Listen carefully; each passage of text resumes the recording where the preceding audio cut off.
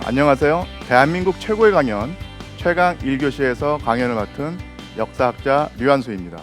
저는 상명대 역사 콘텐츠학과 교수이며 특히 러시아사를 강의합니다.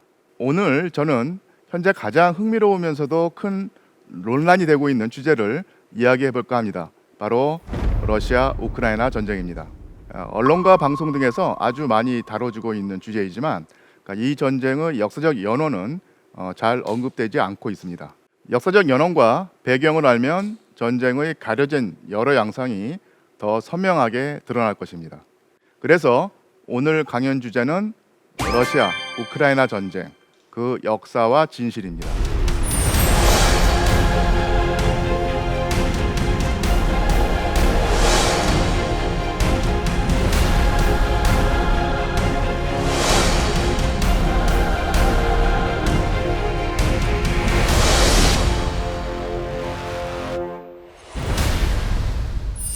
이 전쟁이 왜 일어났는가 하는 역사적 배경과 연원을 알기 위해서는 지금으로부터 한 1500년 전으로 거슬러 올라가야 합니다.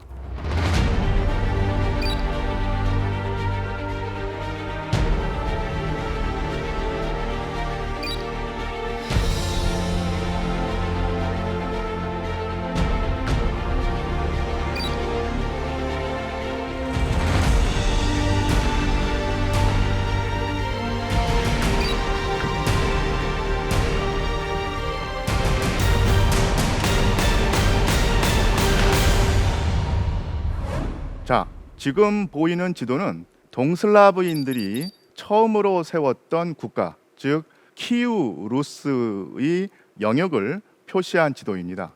핑크색으로 처리되어 있는 부분에 동슬라브인이 최초의 국가를 세웠는데 그 시기가 8세기나 9세기쯤이었죠. 예전에는 키예프라고 불렸던 도시, 그러다가 요즘에는 우크라이나 발음을 존중해서 키우라고 불러주는데, 이 키우가 가장 중심이 되고 이쪽 지역이 가장 번성했기 때문에 키우 루스라고 불렀습니다.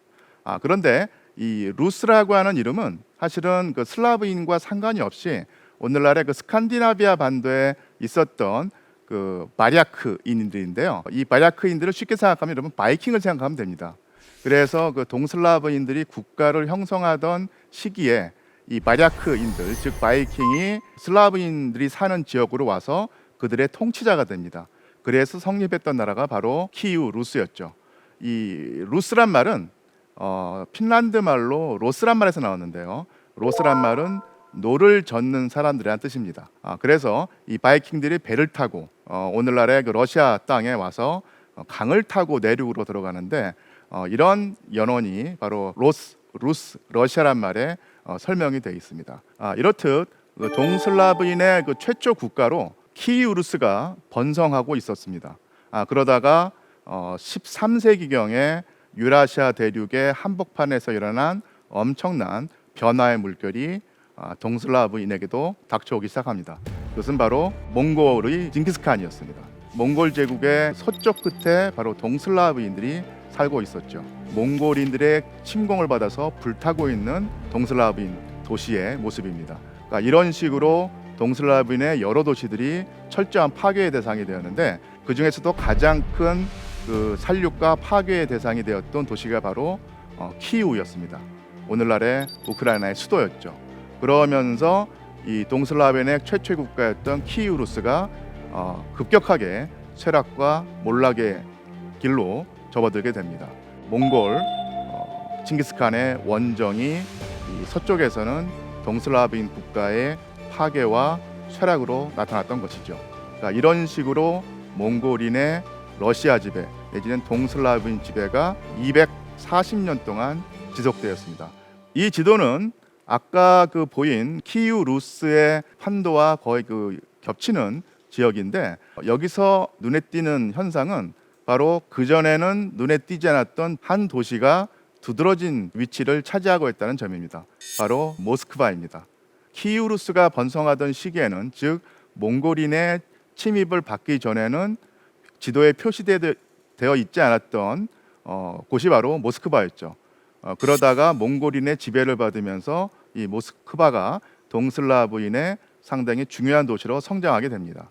자, 그러면 몽골인의 지배를 받으면서 그 오늘날 러시아의 전신격인 이 모스크바 지역이 성장하는 동안 예전에 그 키이우를 중심으로 한 남쪽 일대, 즉 오늘날의 우크라이나에 해당하는 지역은 어떤 변화를 겪었는가를 살펴봐야 됩니다.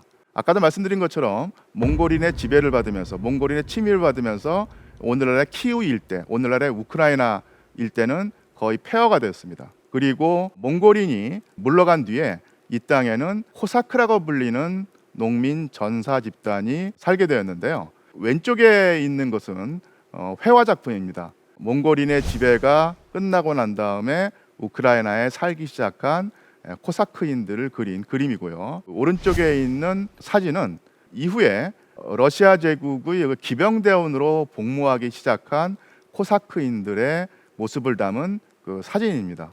자, 이들은 남쪽 변경지대에서 농사를 짓고 토지를 소유하고 자기 생계를 유지하면서 스스로를 지키고 주변 민족으로부터 방어를 하기 위해서 말을 타고 싸우는 전사 집단으로 성장을 했습니다. 그리고 이런 뛰어난 기마 민족이었기 때문에 나중에 러시아 제국에서 군대에 고용되어서 기병대원으로 활약을 하게 되었는데요. 그런 모습이 이 그림과 사진에서 잘 나타나고 있습니다. 이 코사크인에게도 그 권력자가 있을 텐데요. 그 권력자를 일컫는 표현이 바로 헤트만입니다. 이 헤트만이라고 하는 말은 우두머리, 즉 헤트, 그리고 사람을 뜻하는 만이 합쳐져서 나온 말일 텐데요. 우크라이나인을 이끄는 군사 정치 지도자들을 헤트만이라고 불렀습니다. 여러 헤트만이 있는데 그 중에서 17세기에 우크라이나를 이끌었던 헤트만 중에 가장 중요한 인물이 바로 이 그림에 나오는 사람입니다. 이름이 바로 그 보흐단 흐멜리츠키라는 사람인데요. 초상화가 있고요. 오늘날 그 독립국이 된 우크라이나에서 보흐단 흐멜리츠키를 우크라이나 역사의 위대한 위인으로 자리매김하면서 이렇게 동상을 세워서 기리고 있습니다.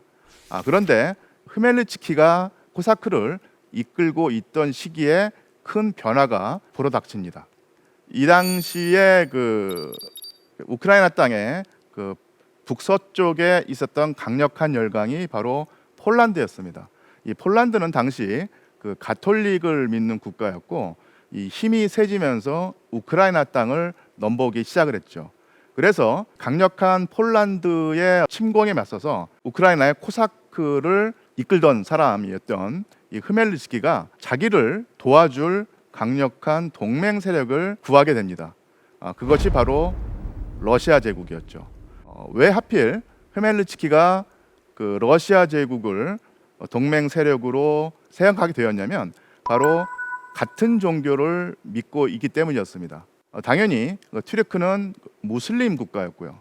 폴란드는 가톨릭 국가였었는데 우크라이나의 코사크들과 러시아는 동방 종교를 믿는 사람들이었습니다. 폴란드가 가톨릭 국가였기 때문에 흐멜리츠키는 폴란드와 대립각을 세웠고 이 폴란드에 맞서기 위해서 바로 같은 종교, 즉 동방 종교를 믿는 러시아 제국에게 고개를 돌려서 도움을 요청했던 것입니다. 자, 그런데 이 흐멜리츠키라는 인물을 그 평가할 때 꼭 하나 짚고 넘어가야 될 사실이 있는데요. 이 흐멜리츠키가 우크라이나의 그 헤트만으로서 이 지역을 다스리고 있을 때 아주 심한 유대인 핍박, 심지어는 유대인 학살이 일어났습니다. 물론 그 당시 그 유럽 곳곳에서 유대인들을 핍박하고 탄압하는 현상이 존재했지만 유독 우크라이나에서 그 정도가 심했던 것이죠. 이 그림에 나오는 것은 바로 유대인들을 모아서 불에 태워 죽이는 끔찍한 장면입니다.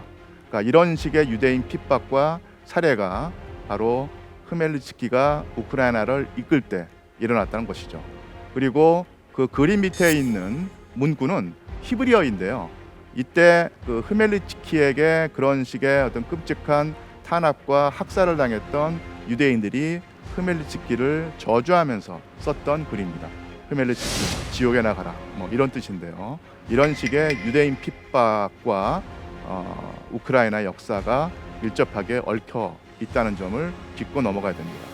흐멜리츠키가 그 폴란드와 맞서기 위해서 같은 종교를 믿는 러시아 제국에게 고개를 돌려서 도움을 요청했는데요. 그래서 이 러시아 제국과 우크라이나의 코사크 간에 맺어진 협정을 바로 페레아 슬라프 조약이라고 합니다.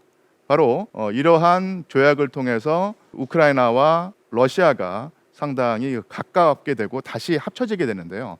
몽골인의 침입을 받아서 갈라졌었던 동슬라브인의 두 지파가 이때 그 긴밀한 관계를 맺게 되는 것입니다.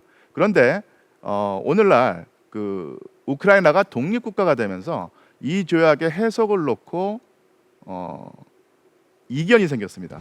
러시아는 이 1653년 페레아슬라프 조약을 통해서 우크라이나가 러시아에 편입되면서 두 민족이 한 몸이 되었다, 완전히 합체가 되었다가 주장을 하는 것이죠.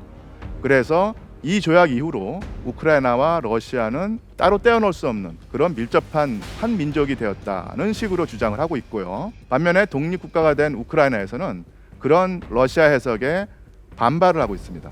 흐멜리츠키가 맺었던 이 조약은 우크라이나의 주권과 통치권을 러시아 제국에게 갖다 바친 것이 아니었다. 당시 그 우크라이나 코사크는 자체 방위를 위해서 여러 세력과 보호조약을 맺고 있었는데 그런 보호조약 가운데 하나에 지나지 않았다는 얘기죠.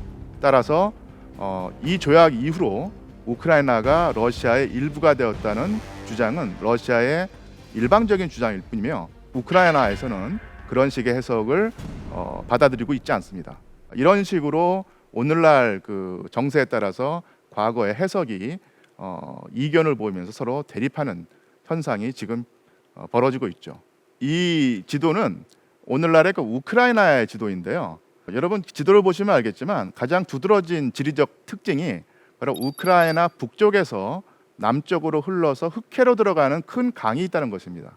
이 강의 이름이 바로 드니프로 강입니다. 예전에는 그 러시아어식 발음으로 드네프르 강이라고 했었는데 지금은 우크라이나어를 존중한다는 의미에서 드니프로 강이라고 하죠. 어쨌든 간에 우크라이나는 이 드니프로 강을 중심으로 해서 동쪽과 서쪽으로 갈라지게 되는데 이 드니프로 강이 그 중요한 점은 바로 우크라이나의 지리적 경계일 뿐만 아니라 이 강이 바로 우크라이나의 정치, 문화, 역사, 심성을 또 그 가르는 하나의 그 경계선이 되고 있다는 것입니다. 자, 이 드니프로 강의 동쪽 지역은 페레아슬라프 조약 이후로 러시아 제국에 편입되어서 러시아 제국의 통치를 받습니다. 반면에 이 드니프로 강 서쪽 지역은 폴란드의 지배를 오랫동안 받았었죠. 그리고 폴란드 다음에는 오스트리아 제국의 지배를 받기도 했습니다. 이 같은 우크라이나 땅이지만 이 강을 경계해서 동쪽과 서쪽이 상당히 다른 문화, 심성, 역사를 지니게 되었다는 점입니다. 그리고 이런 식의 그 구분은 과거에서 그치는 것이 아니라 오늘날 우크라이나 현대에도 크게 작용하고 있습니다. 이것은 2004년에 우크라이나에서 있었던 선거 결과를 표시하는 지도입니다. 여기서 우크라이나의 그 동쪽에 해당하는 지역이 그 파란색으로 표시되어 있는데 이것은 이때 친러시아 정책을 표방했던 빅토르 야누코비치라고 하는 대통령 후보가 몰표를 얻었던 지역입니다. 반면에 이 우크라이나의 서쪽 지역에 약간 주황색으로 표시되어 있는 부분은 친서방 정책을 표방했던 빅토르 유셴코라고 하는 정치가가 몰표를 받은 지역입니다. 그러니까 이런 식으로 오늘날 우크라이나 현대 정치에서 강 동쪽과 서쪽이 확연히 다른 성향을 보이고 있는데 이것이 최근에 조성된 현상이란 것이 아니라 300년, 400년을 거스르러 올라가는 역사적 분기의 한 산물이란 것이죠. 이런 측면을 이해하지 못하고서는 왜 오늘날 우크라이나가 동과 서로 갈려서 서로 분쟁을 빚고 있는가? 그리고 왜 이렇게 그 서쪽과 동쪽이 그 지향하는 목표가 다른가? 이런 점을 우리는 이해할 수 있습니다. 자, 이것은 가장 전형적인 우크라이나 자연의 모습인데요. 드넓은 평원 위에 검은 흙이 깔려 있습니다. 그래서 이것을 흑토라고 부르는데요. 우크라이나 거의 대부분이 흑토지대죠. 흙이 검다는 것에서 그치는 것이 아니라 이 흙은 유기물질이 풍부해서 아주 농산물을 잘 자라는 땅입니다. 따라서 이 평원 지역에 깔려 있는 흙토에서는 농사가 워낙 잘 되었기 때문에 우크라이나의 절대 다수가 바로 그 농민이었습니다. 물론 정근대 사회에서 모든 사회에서 그 농민이 수가 많았지만 우크라이나는 훨씬 더 그 비율이 높았다는 얘기입니다. 그런데 이 지식인과 달리 농민들에게는 사실은 그 민족의식이 그 희박할 수밖에 없었습니다. 그러니까 농민들의 사고 방식과 생활의 어떤 그 영역이란 것이 자기 고장에 한정되어 있었기 때문에 자기 고장을 넘어서는 더 큰 단위의 인간 집단을 상상하기가 쉽지가 않았죠.